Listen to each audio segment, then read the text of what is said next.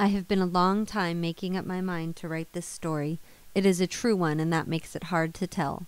Several reasons have helped me to reach the point this morning, after an hour or so of walking through the winter woods, when I have finally resolved that the time has come for the story to be told.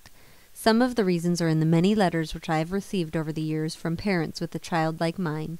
They write to ask me what to do. When I answer, I can only tell them what I have done. They ask two things of me. First, what shall they do for their children?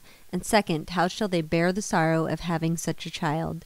The first question I can answer, but the second is difficult indeed, for endurance of inescapable sorrow is something which has to be learned alone, and only to endure is not enough. Endurance can be a harsh and bitter root in one's life, bearing poisonous and gloomy fruit, destroying other lives. Endurance is only the beginning. There must be acceptance and the knowledge that sorrow fully accepted brings its own gifts. For there is an alchemy in sorrow. It can be transmuted into wisdom, which if it does not bring joy, can yet bring happiness. The final reason for setting down this story is that I want my child's life to be of use in her generation. She is one who has never grown mentally beyond her early childhood. There is value in the quick and necessary wound. Thus, my child was nearly 4 years old before I discovered for myself that her mind had stopped growing. To all of us there comes the hour of awakening to sad truth. Sometimes the whole awakening comes at once and in a moment. To others, like myself, it came in parts slowly. I was reluctant and unbelieving until the last. Then began that long journey which parents of such children know so well. I have talked with many of them since, and it is always the same.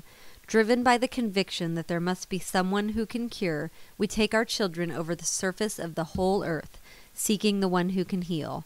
We spend all the money we have, and we borrow until there is no one else to lend. We go to doctors, good and bad, to anyone, for only a wisp of hope. We are gouged by unscrupulous men who make money from our terror, but now and again we meet those saints who, seeing the terror and guessing the empty purse, will take nothing for their advice, since they cannot heal. So I came and went too over the surface of the earth, gradually losing hope and yet never quite losing it, for no doctor said firmly that the child could never be healed. There were always the last hesitant words, "I don't want to say it is hopeless," and so I kept hoping, in the way parents have. The first phase of this process was disastrous and disorganizing. As I said, there was no more joy left in anything. All human relationships became meaningless. Everything became meaningless. I took no more pleasure in the things I had enjoyed before. Landscapes, flowers, music were empty. Indeed, I could not bear to hear music at all. I did my work during this time. I saw that my house was neat and clean. I cut flowers for the vases. I planned the gardens and tended my roses. But none of it meant anything. My hands performed their routine. The hours when I really lived were when I was alone with my child. When I was safely alone, I could let sorrow have its way, and in utter rebellion against fate, my spirit spent its energy. Yet I tried to conceal my weeping from my child because she stared at me and laughed. It was this uncomprehending laughter which always and finally crushed my heart. As I watched her at play, myself so sorrowful, it came to me that this child would pass through life as the angels live in heaven. The difficulties of existence would never be hers. She would not know that she was different from other children. The joys and irresponsibilities of childhood would be hers forever. She has been able to enjoy sunshine and rain. She loves to skate and ride a tricycle. She finds pleasure in dolls and toy dishes and a sand pile. She likes to run on a beach and play in the waves. Above all is her never-failing joy in music. I put this down because it is one of the compensations, and parents of other children like her ought to know that there are such compensations. These little children find their joys. I know one little boy, I say little, and yet he is a grown man in body, who gets creative pleasure from his collection of brightly colored rags.